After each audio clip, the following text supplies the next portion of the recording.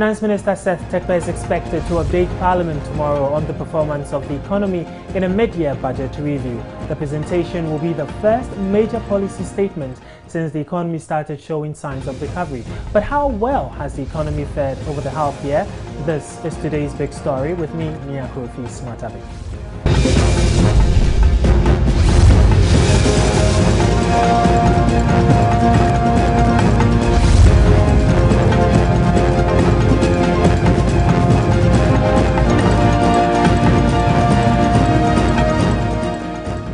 Welcome to today's big story. Now, Seth Terkper's presentation to Parliament tomorrow is expected to cover the first 5 months of the 2015 budget.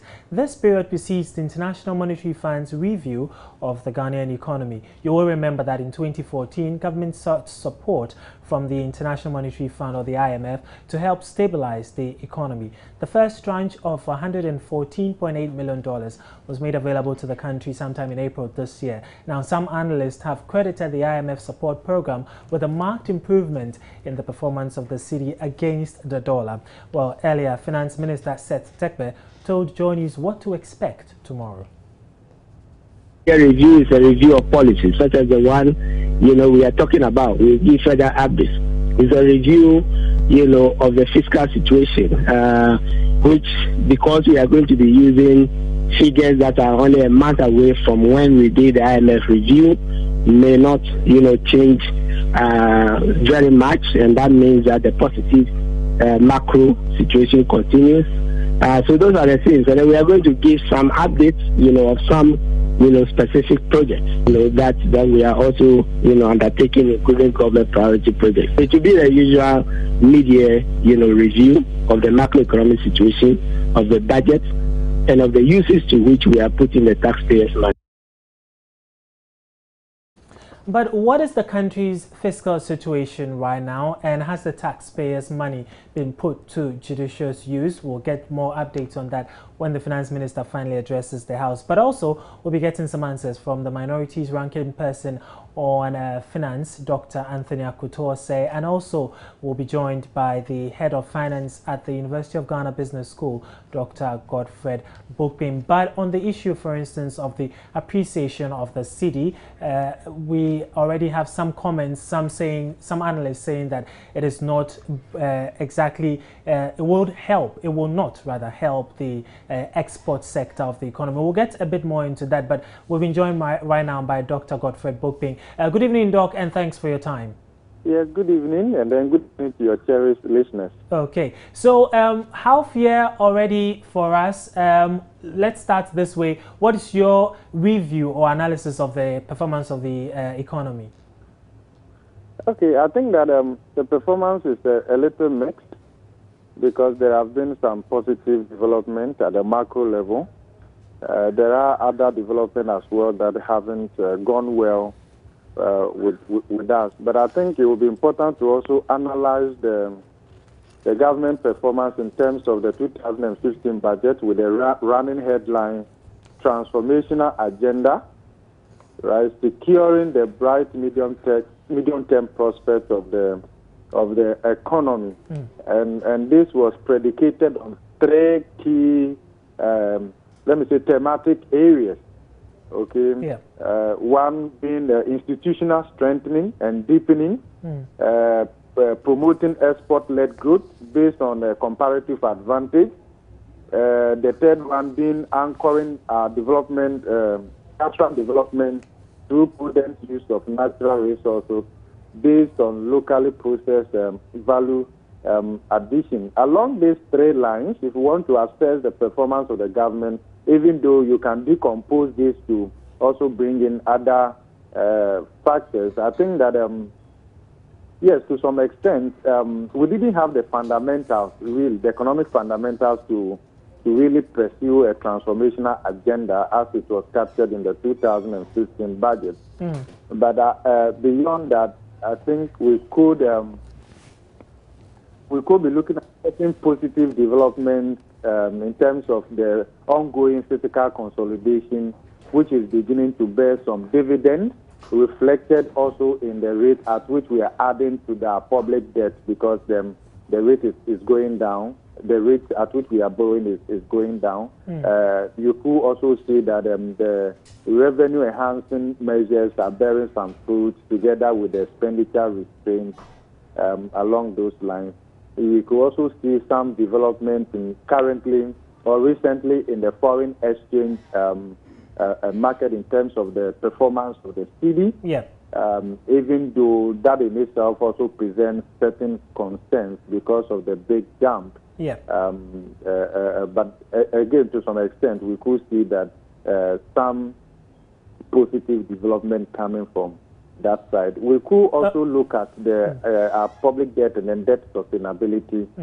We haven't done quite well from that side, even though the rate at which we are adding to the public debt stock is not that alarming, because we need to be able to ensure that we significantly do well along the line in order to free up credit for the private sector if we want to ensure that we guarantee private sector leadership even within the context of industrial development and export-led economic growth, because we expect that the private sector will lead and then and combine that with the necessary infrastructural investment.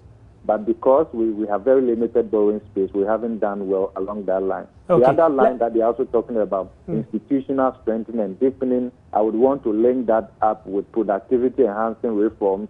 I don't think that we have done significantly well, even though the time frame is also very short, because reforms take time to actually bear fruit, and reforms are more effective when they reinforce each other. But I think that what is also good is that we are generating some policy credibility, which is also enabling our donor partners to also resume their support to the economy, as well as the World Bank facility that we just secured. I think along those lines, we are making some progress. Okay, because I actually, sorry to cut in, I actually wanted to ask about, in terms of policies, for instance, that there's been lots of talk about stabilization. Have our policies actually been able to help us achieve that, the stabilization we've been talking about? I think it will take some time, even though we are making genuine progress towards that. I think that 6 months is quite long enough to also see some dividend, but I think that we haven't done quite enough in terms of achieving the macroeconomic stability or stabilization, because there are certain challenges that we haven't resolved, which will help quicken the pace. And one critical thing is the energy crisis that hasn't been resolved. Because if you look at one of the thematic areas under the transformational agenda, is actually industrial development, export-led economic growth. But we expect that the private sector will lead in these areas. That is where the real sector of the economy decomposes into agriculture, industry, and then service. But they don't have power. That is not the only thing. There are other economic infrastructure that they are denied with. So if you put all these things together, you realize that the pace at which we could achieve the physical stabilization or consolidation is actually being hindered. And these are real challenges to the economy. If we have solved that, if we have guaranteed Ghanaians power and the much needed economic infrastructure, linked up also with social infrastructure, I'm sure we would have been able to make a lot of progress, because even though we have made some progress at the macro level, inflation remains high. Okay, interest rate remains very high. I mean, and the rate at which the economy is also growing, it's also dwindling, even though we understand that, because we're coming from somewhere 14.4%, I mean, 7.1%, I mean, and now we are talking about 3.5% or so. That is not good enough. Okay, that is not good enough. So I'm still wondering why we have not resolved the energy crisis. I hope that we'll be able to resolve it. So if you look at the challenges in terms of the restrictions on the growth drivers of the economy, it's actually slowing down the pace at which we could actually achieve the much needed physical consolidation or macroeconomic stability. We also have to know that the fiscal consolidation, a bit front-loaded, is also more heavily towards the areas of taxation in terms of enhancing the revenue envelope, and that in itself is also a burden for the private sector and businesses. So should we use this mid-year review to also probably or possibly review some of our policies in light of the challenges that we are faced with? Yes, it is very, very important, and I think a clear statement on the way forward is very, very important. I have been a little disappointed in terms of government's own policy credibility when it comes to solving the energy crisis, because really it doesn't look like we have a clear-cut strategy with clear-cut timelines as to how to resolve the energy crisis, and that is a bit worrying. It's a bit worrying because I'm not seeing my way clearly. I think that government needs to come a little clearer in this matter and assure Ghanaians with clear timelines how they are going to solve this energy crisis. Because you see, the more industries shut down, firms and all of that, I mean, people are losing employment. That is also going to increase social vices and the rest of them, and increase the level of anxiety in the economy. So I expect that, not totally in terms of policy reversals, but I think that policies should reinforce along the areas where we have achieved positive gains, and then also look at other areas where perhaps we need to take a second look. Are there specific ones you think we should probably look at because they are getting us the results we want, and probably enforce them, as you're saying? And are there others that you think we probably need to do away with them, because even though we set them up, they really aren't taking us anywhere? Yes, I think that some practice in terms of in the fuel sector, really, I think government should take another look, more so because they have not really solved the energy crisis, and people tend to spend more in terms of fuel. So they should look at that area, and whether we are on full string in terms of deregulation or full cost recovery or whatever. I think that we will need some clarity from that sector. Another thing that we also need to take a second look is the rationalization of in terms of tax exemptions to multinationals, and we need to see what gains are being made from those areas, and also the public sector reforms in terms of the payroll audit and all of that. How do we situate all these things within a broader context that ensures that Doc, we are... Yes, sorry to cut you. Just hold on for me a little. I'll let you expand a little more on these. Yes, I'm saying just hold on for me a little while. I'll give you time to further expand on these, but we've just been joined by Dr. Atani Delali also on the other line, and I want to take his views also. Dr. Asare, good evening and welcome to today's big story. Good evening. Okay, first off, let me start with you, just as I did with Dr. Bokping, your take on the performance of the economy over the half year. Well, first of all, we need to be keeping in mind what we are going to be hearing. You know, the budget was approved in December. Yeah. Subsequently, the government has gone into a program with the IMF, which was approved on April 3rd. So the budget that was approved in December is different from what people are aware of. The agreement with the IMF becomes, in essence, the new budget, which the first time that the minister, as it were, is going to present it to us. He made a statement and gave general guidelines. But anybody that wants to review the budget must look at the program with the IMF, not what project is approved. But he says this one will be based on before the IMF review. No, the one that we approved had a ceiling on appropriation. Okay. The one with the IMF has a new ceiling which is below the appropriation. So it is fine. So it is not the same budget we approved. It will be lower because the government has agreed on some specific cuts particularly on goods and services and capital spending. Okay. So unless somebody is looking at the IMF program, you will not know what the minister is reviewing. That's number one. Number two, then you have to charge it from April 3rd when the IMF approved it. So not much time has gone since the minister is implementing the IMF budget. In the meantime, there are things that are implied in the IMF budget that we are experiencing. Okay. And I heard my colleague mention petroleum adjustment. As well as tax exemptions and... What we are hearing from NPA is really not the best.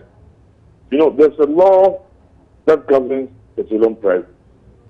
As I speak, that law has not been changed. So if anybody tells you that the BDCs and the OMCs are certain prices, they are completely lying, or they will be not following the law. Until the law is changed, the NPA is in charge of setting the ceiling for prices. So don't let anybody fool you by saying that it's a BDC. It cannot be. But we are told that there is even, we are supposed to expect a further reduction in the prices at the export prices because it's the BDCs and the OMCs who are... You are not hearing me. The law governing the setting of the ceiling has not been changed. Okay. So if anybody tells you that the BDCs are the ones setting prices, they are wrong. NPA is charged with setting the ceiling as of now. As I speak to you, they have brought a proposal to Parliament to amend the Act, the regulations. That has not passed yet.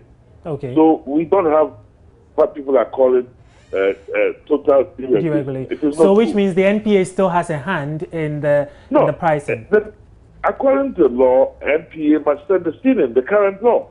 Okay. So anybody that tells you that petroleum deregulation has changed is not telling the truth. The fact is, though, under the IMF program, every 2 weeks, petroleum prices are supposed to be adjusted one way or the other, according to the law which NPA must direct, not the BDC. Until the law is changed, then let's not tell Ghanaians that that's what's happening. The government has agreed to a bi-weekly adjustment to be set as of now by the NPA. When the law changes and the BDCs are in charge, it's a different matter. But we are not there yet because that law has not been approved by Parliament. Okay. So amendment to the regulation. Okay, so let me just quickly find out from Dr. Bokpin if he's with us on the line. Dr. Bokpin, what do you have to say about this information that Dr. Kutose is giving us, that the law needs to be changed? The law is currently, there's the need for some review of that law in terms of the petroleum pricing. We actually, I think we deserve some clarity from that side, from government, whether fully deregulation is what we are implementing. We also know what is in the IMF document. So we don't have to hide behind the IMF and say that this is what we are doing. And let me also say that even though the IMF program was approved a bit late, I think largely the 2015 budget does incorporate a lot of the things in the program already, because it looks as though to me government knew some of the things that they have to do, which they do recognize in the budget. And let me also say that let's not look at the IMF program as entirely different, because it's Ghana government's program. So at the end of the day, it's our program that we submitted, economic and financial program that we submitted. And whatever that is in the document, I also agree that some of them are quite tough, but I think these are things that we agree that we will do. These are things that we should have done over a long period that we piled up, and for which reason we are going through this now. So I think that, and that is not to suggest also that the 2015 budget effectively comes to zero.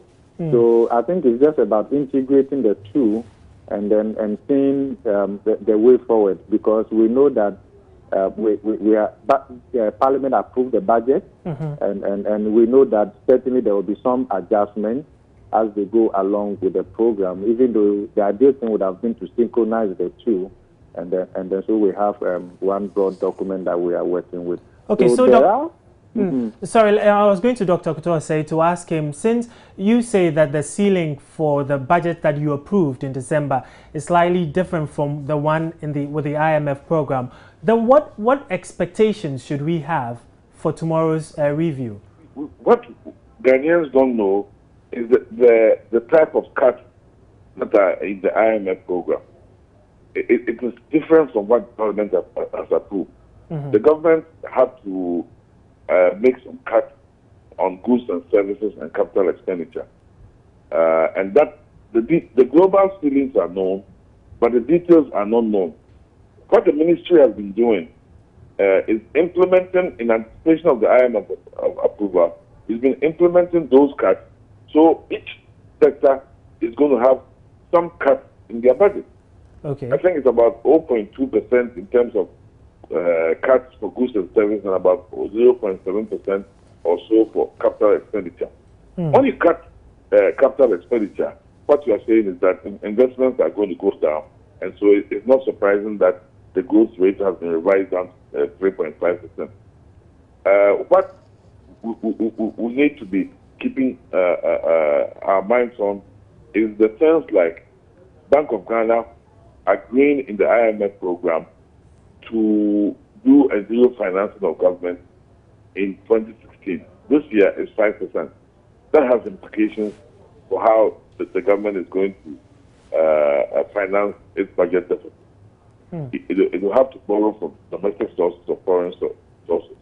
For example, we are hearing that after the first review, even though Parliament approved €1 billion bond, they may have agreed now on a 1.5 billion, which has to come to Parliament for approval.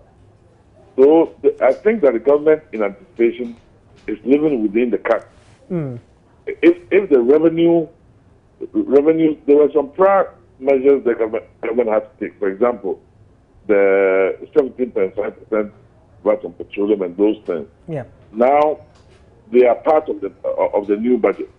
If the revenue is doing well, then the government has to concentrate on the fiscal side, on the expenditure cut. Bank of Ghana is also struggling a bit because 0% financing, 5% financing this year and 0% financing. It's new. It's something that they have to. The law, Bank of Ghana law, says that 10% of last year's tax revenue. If you want to go to zero, zero is up to, it's still part of the law, but it is very tight. And it means that the fiscal side has to be very much on track. If we fail to implement the fiscal side, no arrears accumulation, the wage bill must be a certain figure by a certain time, all of that. And that's why I'm saying that the first review covered only about 27 days. They will come again in August to review the program. Okay. And that is where we'll have a better opportunity to see if we are really on track. So we shouldn't expect any new announcements in terms of reviews of policies or probably even taxation or others in this. Unless in the review something significant has changed, but that will have to approve by the IMF board. So far, I haven't heard that, except for the new borrowing. Okay, Dr. Bokwin, do you expect any new changes to be made in this review that we're expecting tomorrow? I do not expect, largely contrary to what is in the IMF program. Perhaps it will be more in terms of also realigning maybe the budget along certain lines as the program demands, because I know we are effectively working with the program, and I also think that we might not be doing that much well in terms of the revenue enhancement measures because of the threats to the real sector, the energy crisis. I mean, and the others. So, but I also expect some measures to consolidate, especially from the physical side, to consolidate the gains in the foreign exchange market, the market in terms of the performance of the cedi. But let me disagree a little bit with my boss in terms of eliminating the physical dominance of monetary policy. Yes, I agree it is new, but I think that the abuse has hurt the economy greatly, because we used to have 10%, which was observed more in breach than in compliance. Okay, and I believe it's the reason why now this year we are reducing it to 5% and then 0% next year.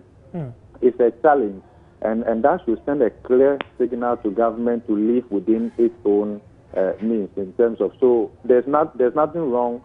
Nobody is saying that they shouldn't spend. You should be able to generate that. So put in the necessary revenue enhancement measures to generate the much needed revenue. Then you could spend. I also think that because of the fiscal deficit, which is also linked to debt unsustainability, this is not the time to give government the much needed room to be able to spend. Especially we haven't done well in terms of priority expenditure and improving public sector investment efficiencies because of the weaknesses in our institutional framework that should ensure that public investments are efficient largely in generating the much needed economic dividend and linking individuals and firms to economic opportunities. Okay. My final sorry to cut in, we're running out of time, but I just want to squeeze in one last question for the both of you before we wrap up. What does the recent appreciation of the currency mean for the end of year outlook? I'll start with you, Dr. Bopin, since you were speaking, then we'll take Dr. Osei Asare and then we'll wrap up. Yeah, please, if you could. Yes, I was asking what the recent appreciation of the cedi means for an end of year outlook. Yes, I think that really the big swings in terms of the appreciation is not sustainable. So we should be able to determine a desired range in terms of upper and lower limits, as some economists have alluded to, for which we present a true reflection of, let's say, the cedi, also reflecting the forces of demand and supply in the market, so that because a big appreciation could also harm the economy in certain areas. But I think it's also important that the weaknesses in the cedi could end, and we expect that in the next couple of months, as we get the syndicated cocoa loan, the next tranche of the IMF bailout, and the World Bank facility, as well as the Eurobond, we do expect that at least the cedi will be able to hold its own largely against the major trading currencies towards the end of the year. But it doesn't end there, because demand pressures build up towards the end of the year, and then the first quarter of 2016 may be I'm affected. sure that is where the issue will be. Because I'm afraid we're running out of time. Let me just quickly take Dr. Osei Asare's comments on this as well, then we can wrap up. Dr. Osei Asare. Yes.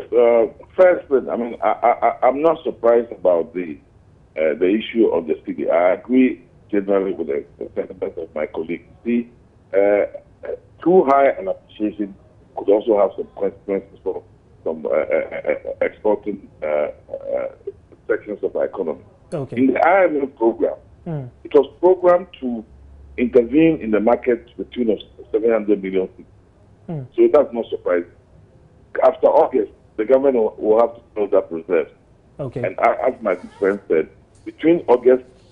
from August all the way through the first quarter of 2016 is when the challenges are.